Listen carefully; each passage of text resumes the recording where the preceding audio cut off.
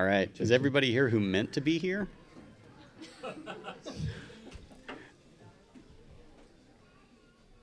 On this episode of the Fish Golf Broadcast, somehow we're doing this live at the Disc East Expo. Very excited to be here. All right. For whom is this your first Fish Golf Broadcast? I'm so sorry what you're getting yourself into. But I certainly hope that you'll subscribe on Apple, Spotify, wherever else you get your podcasts. My guest today is Simon Lizotte. Simon, what you thinking about? Wow, good to be back. You're about to witness the best podcast host in disc golf, my favorite podcast. He is funny, he is sharp and educated, and I'm a big fan. Thank you for doing what you're doing. And I have one special thing that I forgot to bring up last time we podcasted together. About, when was that? Jonesboro last year? It was about 8 months ago, and you immediately went and won the next Pro Tour. That's right. That's right. So whatever you're doing next weekend, You've been podcasting for how long? 2 years? 2 years. We are 75 episodes deep now. All right, so here is... No, I put it away. Here, I'll find it instantly. This is the production value you can expect. Okay, so this is a YouTube video I posted 3 years ago. It's called The Big Beer Release. That was over in Maine at Mass Landing. And I'm just going to play the intro song for you. First tasting.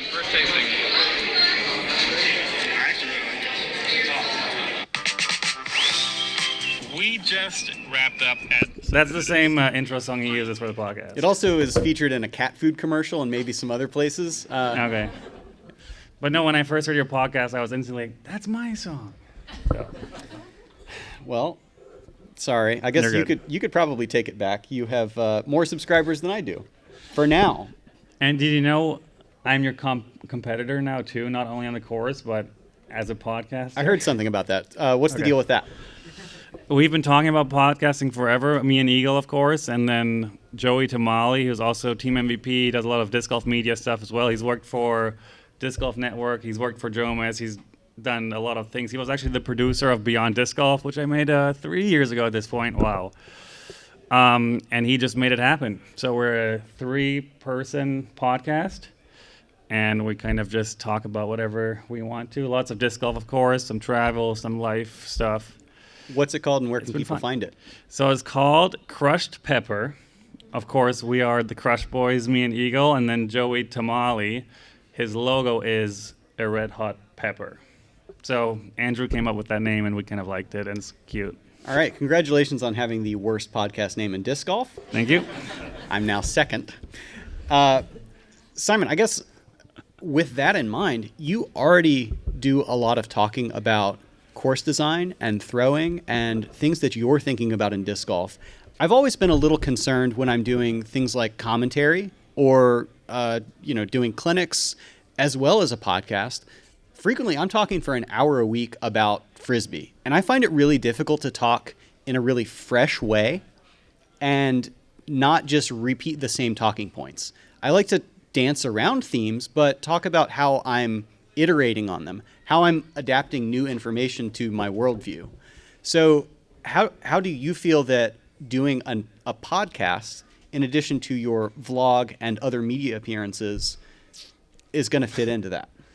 Yeah, sometimes I feel like I have really bad memory and I don't really remember what I've talked about before, because I go on, not maybe that recently, but I go on a lot of different disc golf podcasts, and a lot of them ask similar questions, so I feel like I've talked about every single topic too many times. At this point, too many times. And I don't know, I just try to remember what I've said before, what I haven't. Of course, over years, kind of opinions change a bit, your ideas change a bit. So I might change my mind on some things, say some different stuff, but just try to keep it fresh and interesting and exciting, because of course talking the same stuff over and over gets a bit boring for the listeners and yourself at some point. So yeah, I don't know. I guess just keep going and hope to say something fresh at some point. It's just be a volume shooter. You're out there doing Allen Iverson stuff, just cranking mid-range jumpers, and some of them will go in. Oh, I have no idea what that meant. He's drumming. I'm sorry. Too smart for me. No, I think just like a couple years older. So Allen Iverson Oh. is the wheelhouse of the basketball that I know. I guess there are a lot of sources of media in disc golf, and while you kind of know which ones you've been on, it can be difficult for fans, especially new fans, to keep track of, where the action is, where there are different topics being discussed. And that means that, like, even if something is repeated by you, it might be fresh for somebody who's listening to it. And I guess in that way, there isn't really a central like media clearinghouse in disc golf. Not that there necessarily is in other sports, but there are more reputable news outlets that everybody is funneling things through. For example, in basketball news, like everything is going to go through like Woj or something. In baseball, there are a few columnists who work for major media outlets that's where everything goes.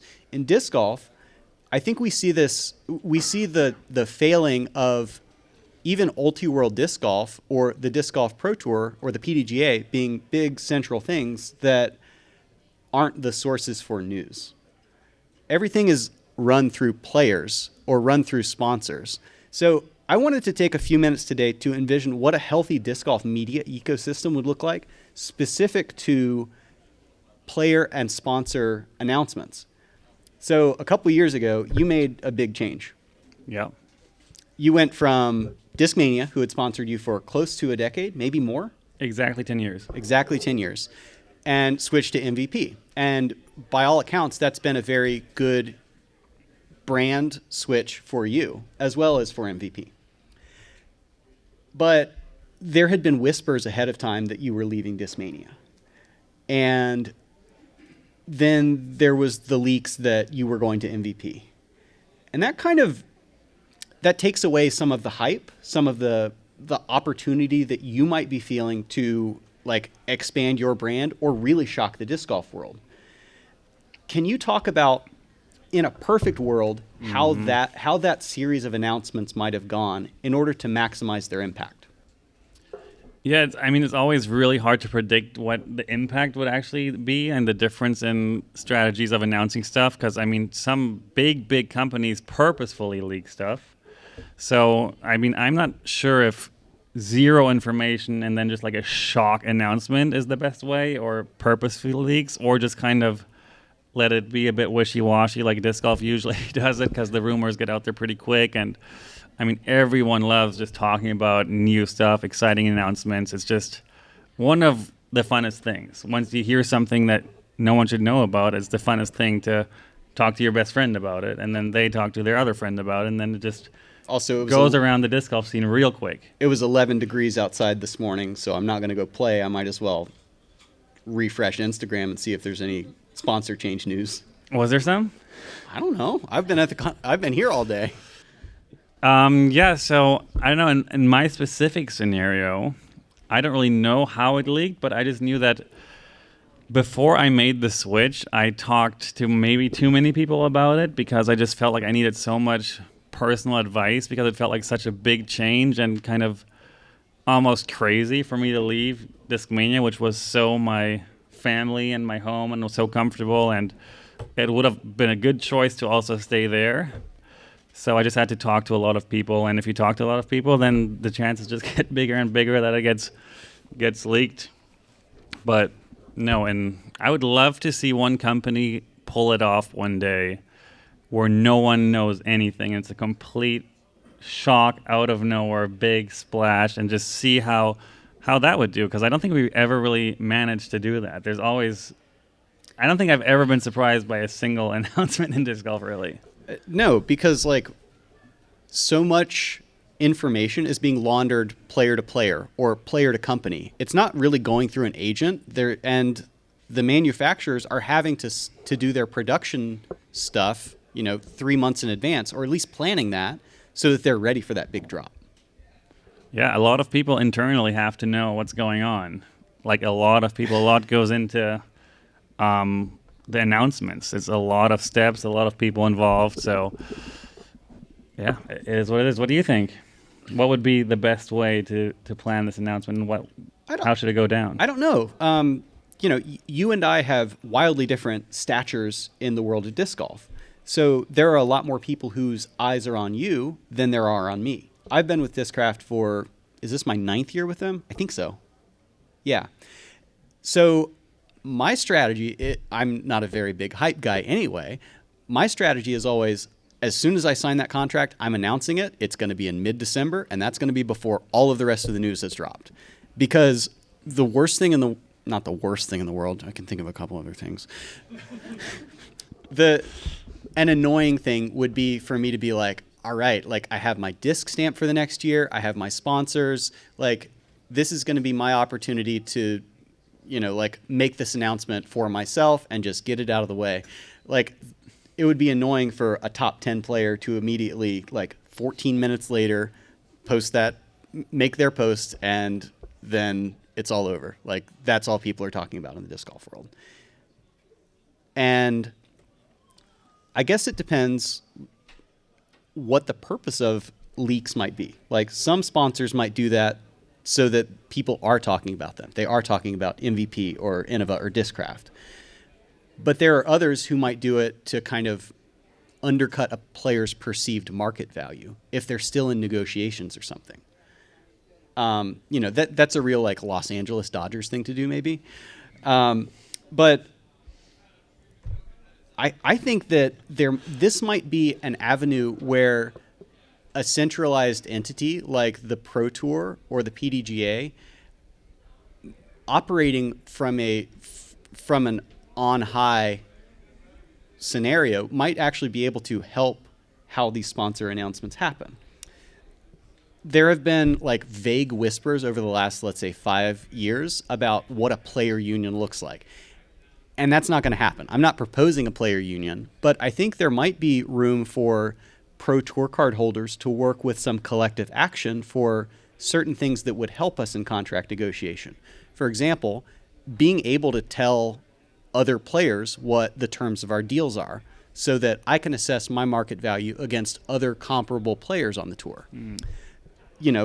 Your comps are Paul Macbeth, Eagle McMahon. Like those are your peers at the time that you were signing that deal.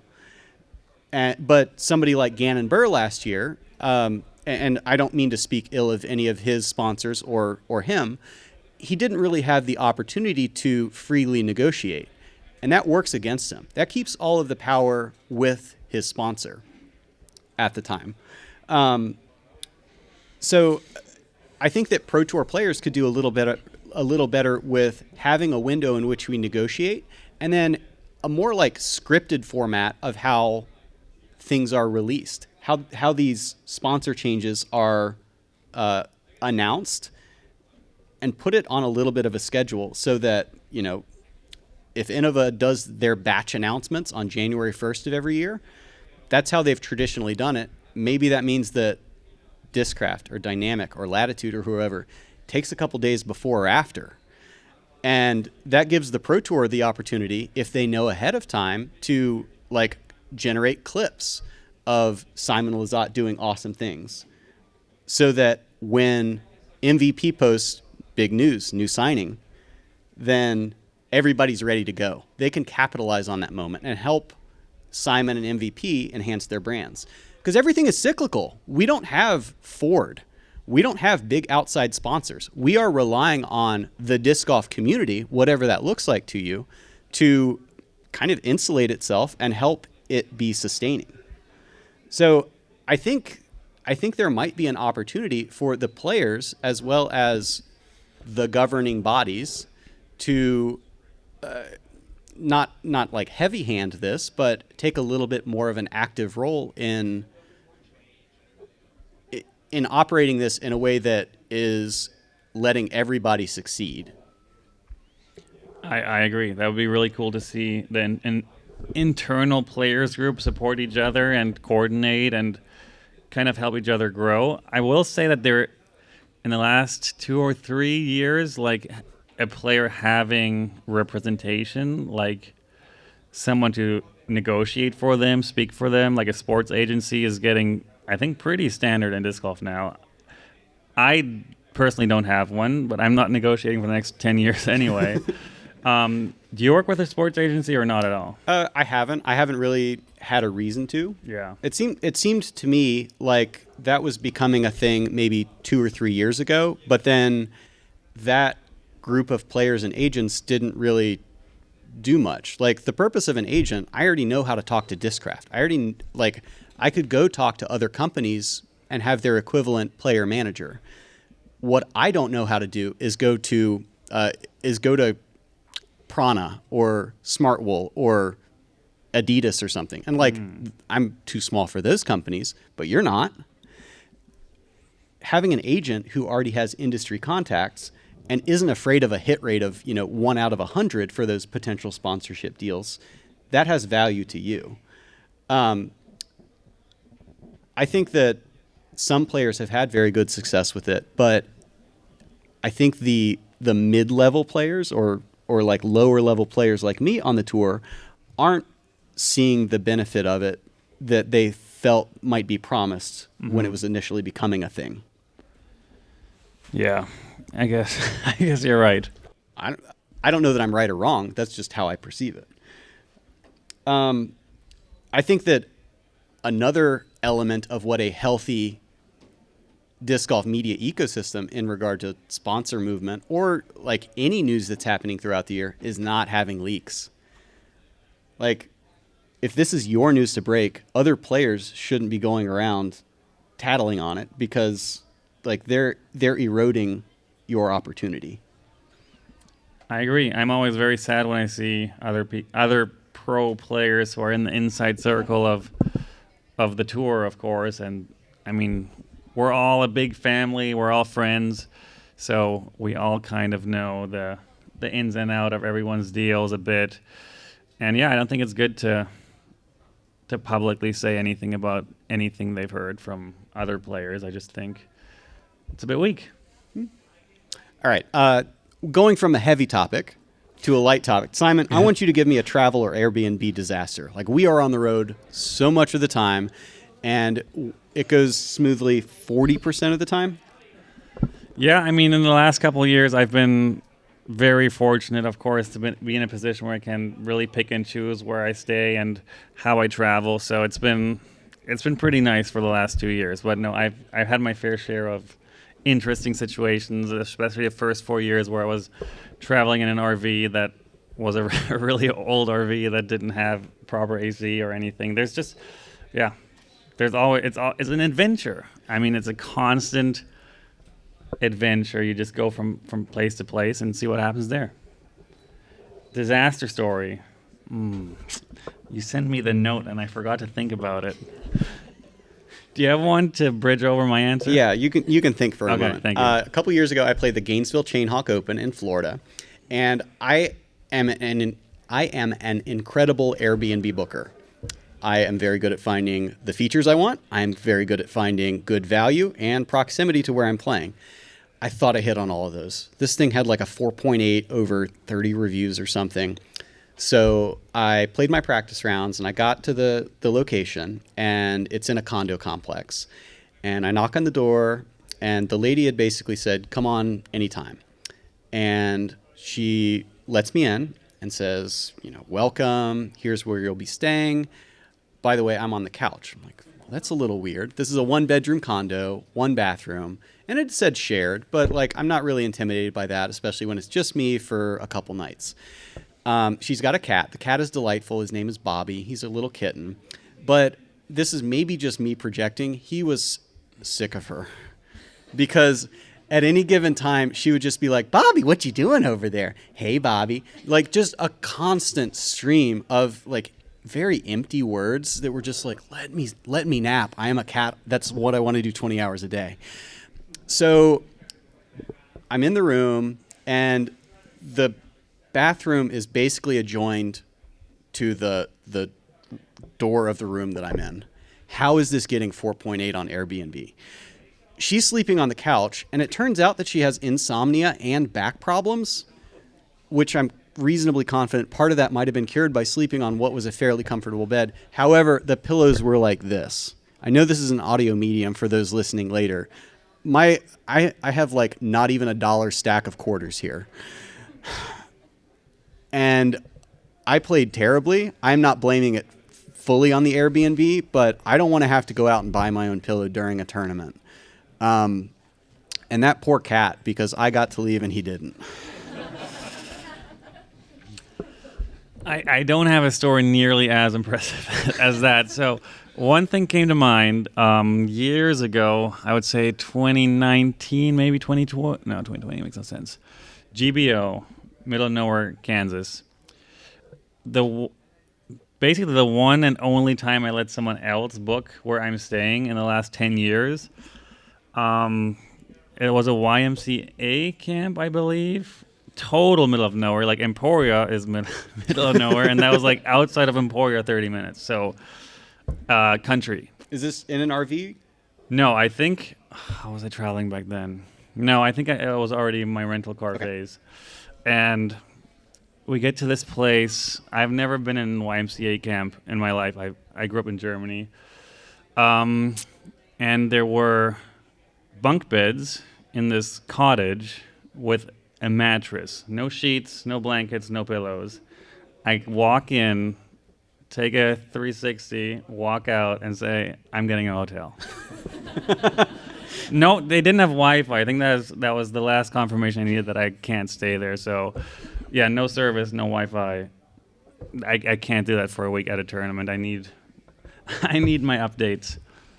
It sounds kind of relaxing, but bunk beds, no sheets is like maybe a bridge too far when you're not driving your own car with a sleeping bag and such. Yeah, I just wasn't prepared. I'm also in that boat where I would rather have less money and be comfortable than save some money and kind of just deal with the living situation that is for that week.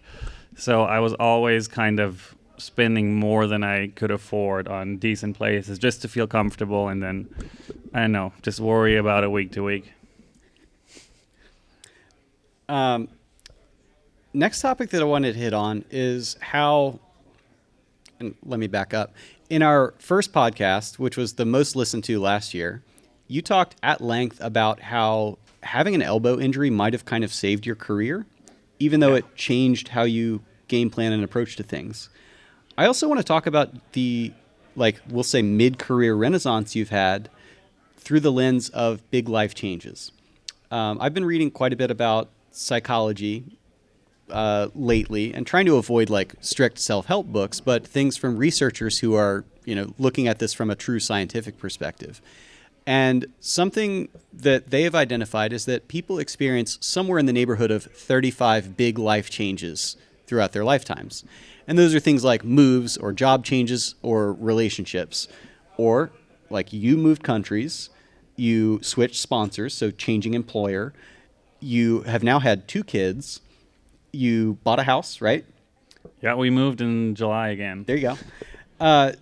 So throughout all of these big life changes, can you describe how you've been able to manage keeping your disc golf game strong and what perspective these changes have offered?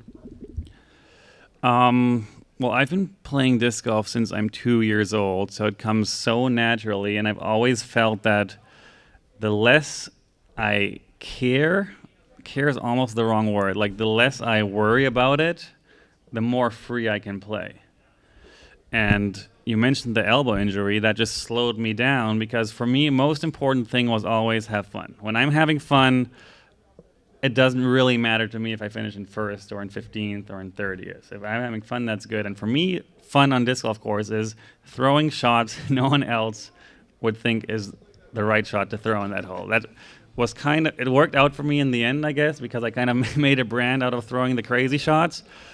But success-wise, winning tournaments kind of came after elbow injury, which just slowed me down. Throw the smart shots, play golf instead of just showing off for the crowds and cameras.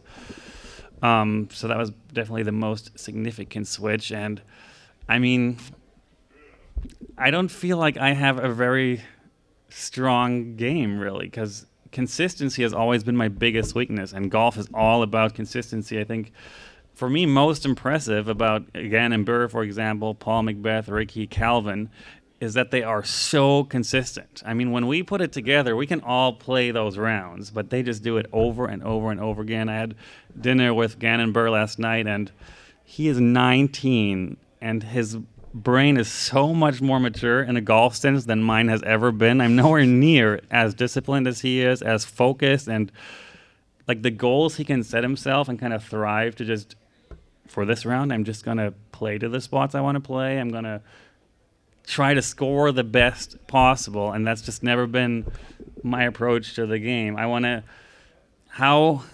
for him, it's like, how can I make disc golf the easiest? For me, it's how can I make it the most entertaining and fun and exciting? So if you had to play like Gannon for one round, and I was caddying for you and trying to keep you in check, how many holes do you make it through before you're foaming at the mouth, ready to just throw it so hard? I mean, I've managed, thanks to my hurting elbow, to do it a couple times. But if I'm pain-free, I usually finish pretty low on the scoreboard. I mean, when I won last year, that was physically the worst I felt all year. As I recall, the day after we recorded our podcast at Jonesboro, you could barely walk. Yeah, I was in pain. I was sick. I had migraines for like 2 weeks straight. It was horrible. I thought I wouldn't play. And then my expectations just dropped so low. Just physically, I wasn't able really to do much. And then I just play those shots that you're supposed to play. And when it clicks, it just clicks. For some reason, it's always been that way for me, that when it clicks, it clicks. It just doesn't click often enough. Do you know Harrison Bergeron? No. Okay. There's your reading assignment for tonight. Okay. Does anybody else know Harrison Bergeron, or am I the oldest person in this room? Yep. No one knows. Wow. Spiritually, I seem to be. It's a Kurt Vonnegut short story. So another thing that I was listening to recently was Eric Hosmer's podcast called Diggin' Deep. He is a former baseball player, world champion with the Kansas City Royals, and he has a performance coach on there named Justin Sua. Justin was talking about how often when players come to him for advice, they don't want a prescription, they want perspective. And that's kind of just been rattling around my brain for a couple weeks about how it seems that some players, like when they have a kid, that changes everything because it makes the golf less important for them. Has that happened for you at all? And not just with kids, but like, getting married, having some of these other big life changes? Well, the year I had my son, I won 4 tournaments. And those were all after I had my son. So it seems like yes, but that also kind of was at the same time as my elbow injury. So I don't know. It's all muddled together. But then I had my daughter last year, and I've won 0 times since that. So I don't know. Maybe one kid is good and 2 was just too much. I think it's also important to note that winning isn't and shouldn't be the referendum on like how well you play or how healthy you feel mentally. Like, I can go out there and feel really good about how I played, but that doesn't mean that I won. I can also, I've had so many crummy wins sometimes. Like you might not feel good about how you played, but the disc just happened to go where you wanted to. Yeah. I think playing well is very fun. Of course. Winning is a huge bonus, but I've never really felt like I win for myself. Of course, it is nice for yourself too, but I mainly enjoyed winning because I was so happy for everyone who roots for me and my sponsors that I feel like, yes, I finally delivered something that they can be like posting out there and sharing. And I just feel like I add value to my brand in a sense. And now I lost my train of thought. Damn it. That's fine. Where were you going? Where was I going? Simon, I honestly never know where you're going, and that is Simon Line at its finest. Okay. Fair enough. Okay. I really appreciate hearing that from you because, like, I think consciously trying to change your perspective might actually inhibit the quality of being able to do so. Like, you can change habits, and those can, like, you can let your actions precede your motivation, But it might just be that if you have a kid, then it doesn't matter if you missed a putt because you're always going to go home to folks who love you. Oh, that's nice. Very cute. Yes, it's true. I mean, yeah, kids change everything. I think everyone who has kids knows that. One thing I've definitely noticed since I have kids is that when I leave home, that is like my time off. That's like my vacation, even though technically I'm on a job going to work. It's for 2 years, it's felt like this is my off week. I can relax and kind of just enjoy sleeping, enjoy not having to do chores all day, and just enjoy playing disc golf. Because when I'm home, I really don't play enough, don't play very much. And every time I play, I basically film, which then again feels like a job. So, But that enjoyment was what it felt like when you were 12. the enjoyment of playing? Yeah. Yeah, I mean, tournaments nowadays come with a lot of stress and a lot of obligation too. It still feels more like a time off than when I'm home, but I mean, you got to do the press conference, then practice rounds, where are also filmed, and then signing session basically after every round. So there's a lot of things that also still feel like work, but everything around that is a bit more relaxed. Can't relate. No, sorry. A few years ago, when I was leaving Discraft Great Lakes Open, this was when I was still working as an engineer. So I had like 7.5 hours to drive. I had finished my round at, 5:30 or so. I played well enough. And that meant that I was going to basically have to drive and then sleep 5 hours and then go straight to work. And the whoever was taking scores or scorecards at the end of the event said, and if you need to go, we can kind of walk you through the crowd, make sure that you're not too distracted. And I looked around at the people with me, and it's like, Mason Ford's there. He's like, no, it's not a big deal. And Drew Gibson's there. He's like, no, signing is the right thing to do. I'll stay. And I was like, oh, this won't matter at all. I can just walk through here anonymous. And it's a relief sometimes. Like we spoke about this the last time about how like you are kind of obligated to put on a good face because A, that's the persona that you've created through your vlog series, but also that is the obligation that you have to your sponsors. That doesn't mean that I get to just go be a jerk to everybody, but it means that like the demands on my time from the Pro Tour, from sponsors, from fans are radically different for me. Yeah, I mean, I've said it, I think, did I say it in our new podcast maybe? But no, sometimes I look around at other players and what they can do at the warm-up field or after their rounds and just kind of like be for themselves and hang out and not constantly be like interacting.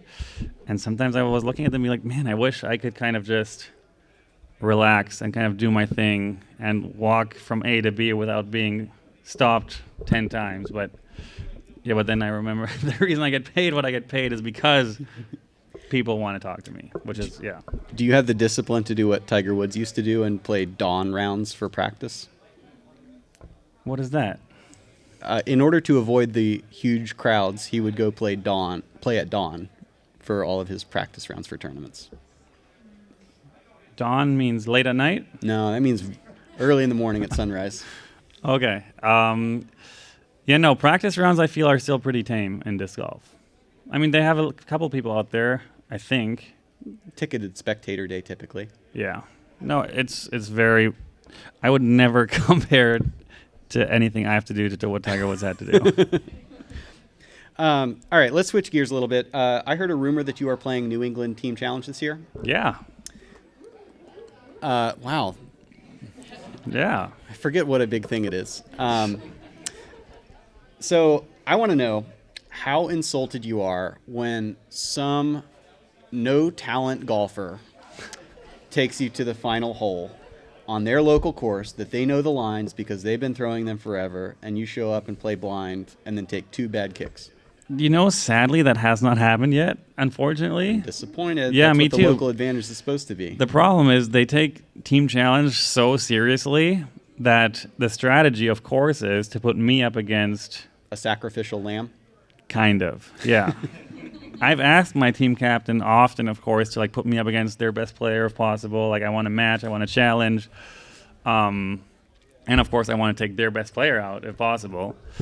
But so far, I always get someone who, I mean, You're supposed to beat. I'm supposed to beat. Do you feel insulted when you're on the pro tour and somebody who throws 150 feet less far than you ends up tied or in a little battle with you? No, I don't think that distance is very helpful on most courses. There's definitely a handful of courses where it is helpful, but I think it's overrated.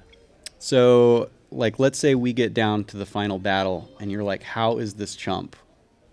Like Anywhere in close to Pennsylvania me? a couple years ago. Yeah. Yeah, I remember. Well, I mean, that was at a B tier. That's not a pro tour event. Yeah, but same difference.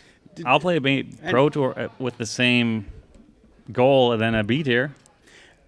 The nature of this question is like silly and leading, but I think we consciously or unconsciously, whether it's in our friend group or in a tournament,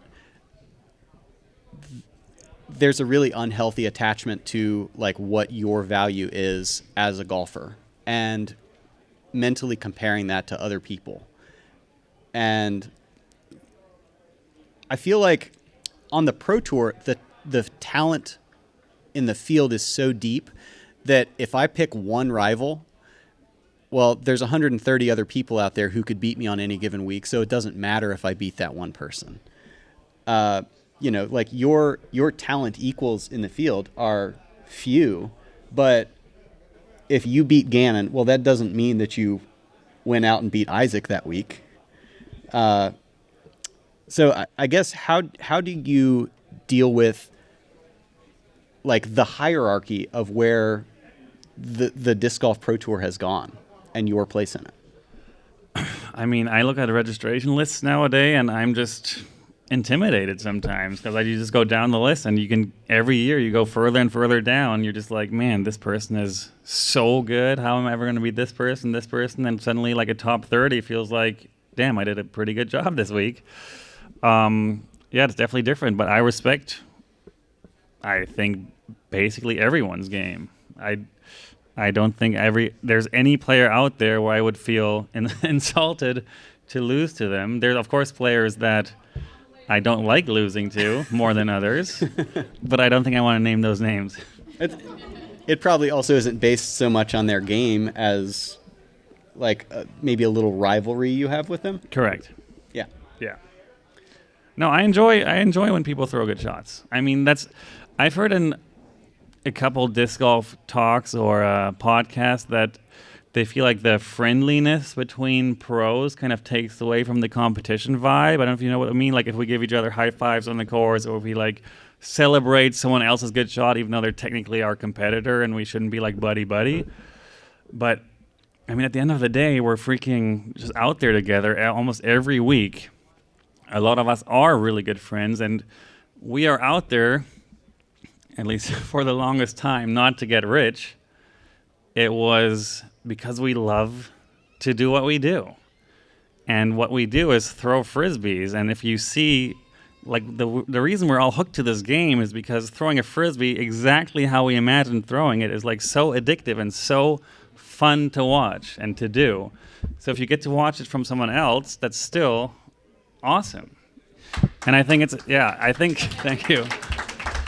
It's important to kind of just realize that. And if you have your competitor, even if you're in a battle and he throws the perfect shot, just to also get joy out of that. Because if you're not, then like, what are you doing out there? Yeah, absolutely. Like this is supposed to be a game of skill, and I want to see my best shots go up against everybody else's best shots. Like when I'm in a good frame of mind, like it is me against the course. Nobody else really exists out there.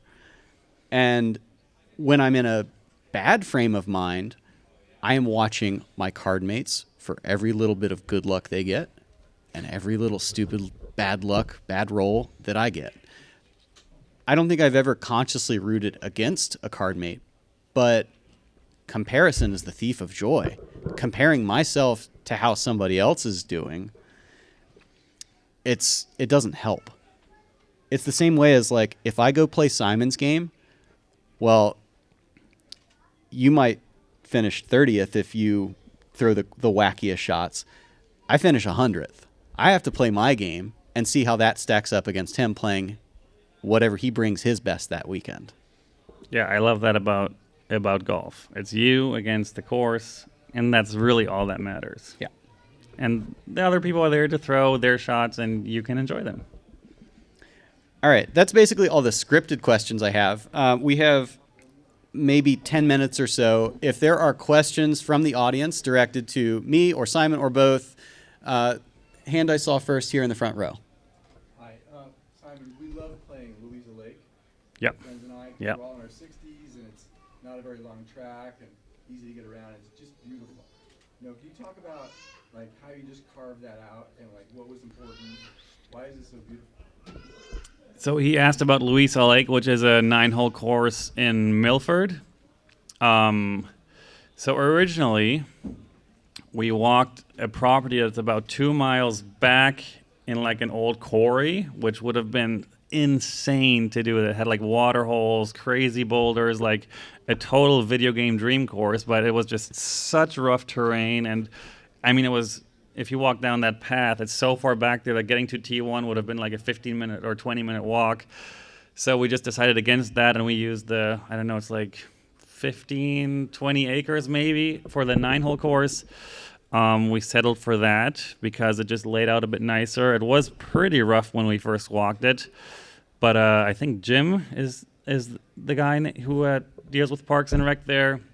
He was just so keen, so helpful, so into it that he was out there by himself sometimes, whacking branches, trees down, and he did just such a good job. And Avery and I were able to lay out a pretty fun little track, I think, where there's a white layout and a blue layout, and they both play completely differently, completely different skill levels as well.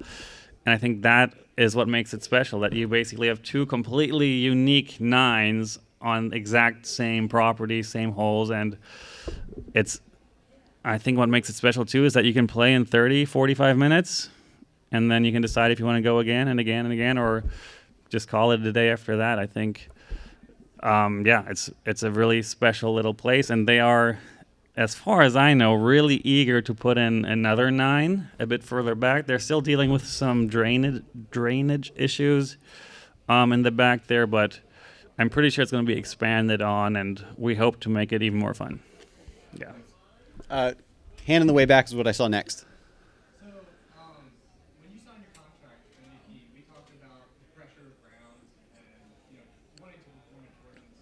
Did you find that after you signed that contract, a little of that pressure went away because, you had some money security, or did you find that the pressure still there? I mean, pressure's always kind of been there. I was so glad because I obviously didn't know how I was going to feel after signing it and with the new discs and, with all the attention it got. And I was very happy to feel later on that it didn't really change anything. I still go out there and, for me, again, my best mindset is when I don't really worry about my game, I just kind of go out there to have fun and play. That's when I do my best. And when I can somehow find the discipline to throw smart shots, things will usually go pretty well. But no, MVP has been incredible. They keep their demands extremely low, at least what they tell me.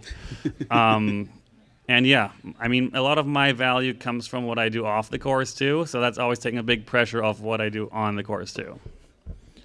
Let's go here. So particularly Andrew, as somebody with the 9 to 5, how did you maintain your practice schedule while also competing locally and doing your East Coast tour stuff to maximize your game while also working 40 plus hours a week? Yeah, sure. So the question was about keeping a 9 to 5 while staying in practice and playing tournaments. For me, it all came down to discipline and priorities. So at the same time, I was buying a house, I was keeping up relationships and social life, whatever else. And that meant that I had to prioritize certain tournaments over others. There were years when I qualified for USDGC but didn't go because that would mean an entire week off work that I felt would be better spent taking off 5 Fridays so that I could play 3-day A tiers. That meant that I might not play at all or play tournaments at all leading up to Worlds so that I felt fresh and ready and in practice for those. But it also meant that if I was going to go to work, I had to know that right after that, I was going to go to the course, and then I was going to go to the gym after, and my day was 8 to 8. That meant that in some cases I had to sacrifice other things that were important to me, and I had to embrace like a seasonality of that. If my summer is dedicated to disc golf, then my winter needs to be about building relationships at home, working on my house, that sort of thing. And work always had to come first, because like that was, at the time at least, that was the 30-year plan. And making a 1-week plan for disc golf would have been irresponsible. Yeah? Yeah. Appreciate it. Let's go here in the green. Simon, one of the things that my son and I, we just started playing disc golf this year, and part of our joy has been, watching your vlogs, and we love when you grab a new disc and you're just, checking it out, and you get a chance to throw it and what have you, and I'm sure, MVP has provided you with so many opportunities to try different things and even make discs for you. But my question is there any disc that you miss having in the bag, or that you wish that you could throw still? Yes, there is one specific mold that I remember back in the Tasmania days. It was called the D-Line FD, which was this crazy baseline plastic, extremely understable disc where you could actually, if you threw it hard enough, you can throw it on a like sky roller angle, and then it barrel rolls and kind of flies like a tomahawk, but mirrored. It got the name Simahawk, which I don't think really it deserved, because I didn't actually invent that shot. It was there before, and I think, what did they call that shot officially? Skamahawk? No. Skymahawk? It is Skamahawk. Okay, so that is what it is. And I just feel like MVP doesn't have this just stupid understable. So maybe that's a future Simon line disc coming hopefully in the next couple of years. You can watch him throw one of those at 2017 Worlds at Fort Gordon. It's on the front 9. Oh yeah, I did do that at Worlds. That's my game. It's horrible. Right here. Which of the two new prototype balances do you like better? I'm leaning towards version 3, but the only test I've got so far was indoors, and I mean indoors is 0 wind. It's not really real world conditions where you can really get a feel for the disc. I did play 9 holes at Meadowbrook yesterday too, against Gannon Burr, and I mean the conditions you see outside right now is freezing cold and a couple inches of snow on the ground. So that's all the tests I've got. Like nothing really super helpful yet. I'm gonna need a couple more weeks with them to really know, but so far version 3 seems to have that perfect little slight lift and then consistent fade at the end still, which, yeah, one thing I've noticed where I have to like call myself out of it when testing them is that every time you test a new disc, you want it to fly perfect. And the perfect flight is like slight hyzer release, flip up, carry, finish straight, which is like a hex. Perfect disc, perfect flight. But not every disc should fly like that, of course. And so you got to keep reminding yourself when you're testing a different disc that not every disc is supposed to fly that perfect little S-curve. So, yeah, I gotta very much focus on that. I'm not looking for that perfect flight. I want something that is pretty reliably overstable, just to not just make another hex. Simon, you've probably thought about this a lot and probably talked about it a lot. And we've sort of somewhat established today that you could be a much better player if you played smart or not the fun stuff. How good do you think you would have been or would be if you could have fun playing the smart stuff? Where do you think your ceiling is? I would like to think it's pretty high, because I've played tournaments like that and I've gotten like very, very good results. I just lack some discipline sometimes, and I find myself getting bored sometimes, and especially if there's a gallery and cameras. I have such a hard time throwing smart shots. I know that there's a lot of fans out there who are kind of craving to watch me play good disc golf and smart and be more towards the top 5, top 3. And I have high ambitions this season to tune it down even more. And I don't know. I just don't really get breaks from galleries out there. It's been pretty humbling and crazy that every round I play, no matter if I'm on 10th card, on second card, lead card, there's always people watching my card, and I know a lot of them are waiting for the Simon line, waiting for the next crazy shot, and it's just too tempting for me. And we'll see how this year goes. But I'm really planning on changing it up and trying to see what I can do if I'm a bit more disciplined. If I could throw one little comment in there, I would say a lot of true Simon fans know that boring stuff kills you, and you just want to be doing the fun stuff. So be yourself. Do you? Yeah, I mean, you also have to ask the question a bit. Would I make more money by having better tournament results, or by having a big fan base and being like kind of a crowd favorite to watch? Like that's also really, really big for me, is that I get people to watch kind of regardless of being in the top 5 or not, in a way. All right, I'm sorry. We don't have more time for questions. You'll just have to come back next year. All right, if you enjoyed this podcast and you're here, you can find me at my booth over there. I have Fish discs as well as Fish Golf Broadcast shirts with me and cute hair on them. You can And also they're inside out. They are inside out. That's pretty cool. You can also find me on Instagram at fish58320. And if you hated this podcast, you found the guest dull and rambling, Simon, where can folks find you?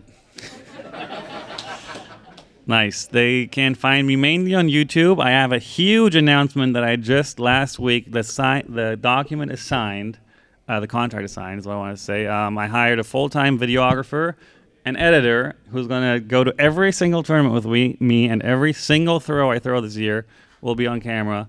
And not all on YouTube probably, but a lot of content will be posted this year, so I'm excited for that. And Instagram, of course. I'm always trying to stay consistent up there, just to, it's worth it and fun. There you go. If this is your first Fish Golf broadcast, you made it. I'm so sorry. And Simon, thank you so much. Thanks, Andrew.